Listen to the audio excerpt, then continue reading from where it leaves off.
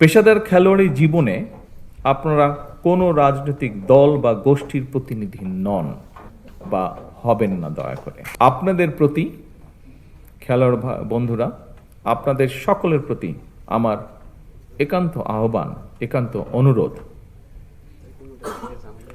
পেশাদার খেলোয়াড়ি জীবনে আপনারা কোনো রাজনৈতিক দল বা গোষ্ঠীর প্রতিনিধি নন বা হবেন না। দয়া করে বরং ক্রীড়া নৈপুণ্য দিয়ে দেশের প্রতিনিধি হয়ে উঠবেন আপনারা। দেশের জন্য সম্মান বয়ে নিয়ে আসবেন, গৌরব বয়ে নিয়ে আসবেন আপনারা।